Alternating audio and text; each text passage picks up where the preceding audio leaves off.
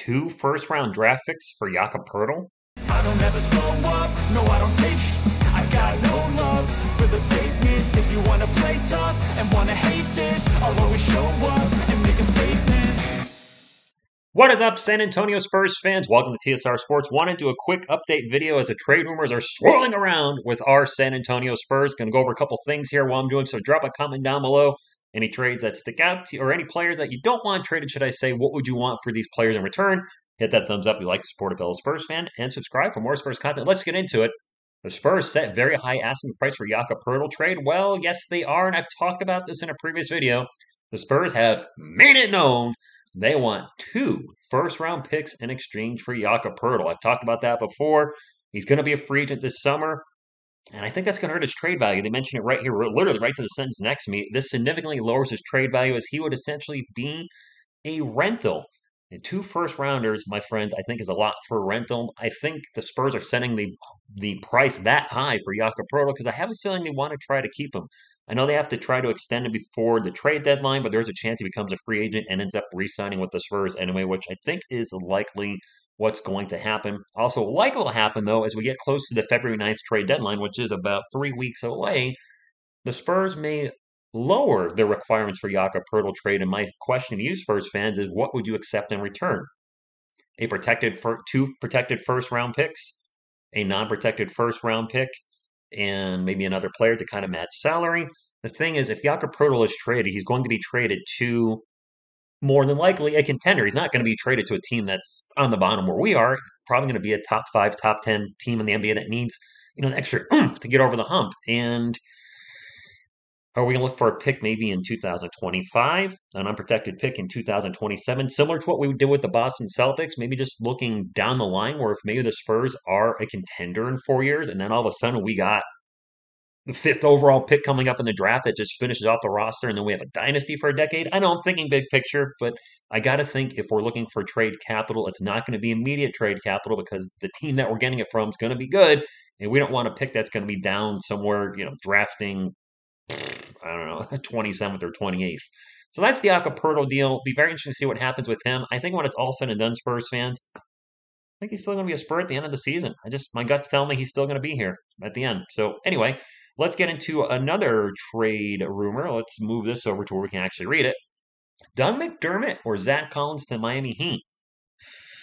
I've already said on record numerous times, Doug McDermott is really going to help whichever team he goes to that's in playoff contention, and I think he can certainly be an asset to the Miami Heat. What will we be getting back for these 2, Miami Herald named them 2 skilled three-point shooters? I think that's half right. No disrespect to Zach Collins, but I would not necessarily think of him as the top-notch three-point shooter. He can hit the three. Anyway, all things being equal here, or what? That's a terrible transition. Anyway, my point I'm trying to make is what would we get for Doug McDermott and or Zach Collins? It's going to be draft capital again. They're saying Miami could offer 1 to 2 protected first-round picks. I'm guessing that's for both players. I can't see us getting 2 protected first-round picks for just one player individually. What's that do on our roster? If we were to trade Doug McDermott, we are already sorely lacking for three-point shooting. You look at our starting lineup, and it's just a disaster when it comes to who can hit the three. And then firepower off the bench, Doug is our best three-point shooter, so that would really hurt the team in regards to three-point shooting and spacing. Zach Collins has been a little bit up and down this year, struggled with turnovers and fouls, but when he's been on as a backup center. I have to assume that would move Charles Bassey up into the backup center position, who has played, he's been up and down throughout the season. One other trade rumor that's kind of touched on here near the bottom of the article is Josh Richardson, possibly trade candidate to the Dallas Mavericks.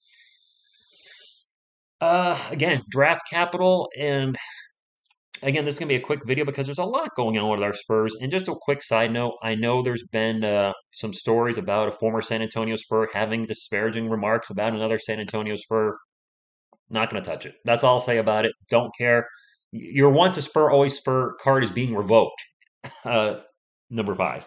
Anyway, I want to make a quick video just to kind of get it out there. Some trades that are being, instead of doing one video on every single one of these, just kind of get everything out there. I've always said since the start of this season that I think Jakob Doug McDermott, and Josh Richardson are really going to be the targets for trades. They didn't really think Zach Collins is going to be in that mix, but he could be. He is under contract this season and has a team option for next year, so he would not be a one-year rental. And he could add depth to a team that can certainly use a big man that's versatile. He's an excellent passer. and I think he could be a quality player to a team trying to make a playoff push. In order, which players do I think get traded most likely out of the four I've talked about to close up the video? I think Doug McDermott is gone. Sorry to the Dougie fans or the Dougie haters, Slug McDormat, or whatever you guys are calling him on the channel these days. I think he's likely number one, and that's not a knock to him. I just what he's going to bring to another team. Yeah, he's not bringing any defense, but his ability to hit the three, he has an extremely quick release, and his ability to move without the ball and make players run after him and keep spacing open on the floor in the paint for his teammates. So I think Doug is first. Josh Richardson has been playing very well lately. I think he's a very good candidate to be traded from the San Antonio Spurs, unless the team wants to keep some sort of veteran depth on the bench. Because right now, I mean, if we ship off all the guys that I just talked about, that's a lot of guys. That's a lot of years, and what are now considered veterans to be shipped away. So I think Jay Rich is likely number two. Pirtle, because of his high trade, I can't see us trading Pirtle and Collins. My goodness, that would leave us extremely thin at the center spot. So I'm gonna say Zach Collins. Most likely to get traded third. He is under contract. That'll help his situation. And then because of the high asking price, I think Pirtle is probably least likely to be traded out of the four, which means the person that's going to be traded first, because I'm saying that, is going to be JAKOB Pirtle. That's all I got, my friend. The Spurs play the Clippers tonight. I might be able to go live for the game. Might not be. Probably leaning towards not. I'll probably catch some of the game anyway.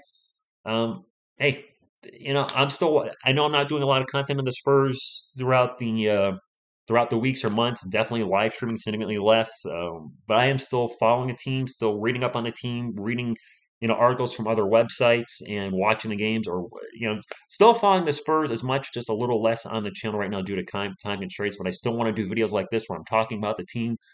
Getting my thoughts out there, but talking to you guys about the team, like which direction you think the team can go in, just how many draft picks are we going to try to stockpile over the next decade, and no matter what happens, thank you for tuning in, and as always, go Spurs, go!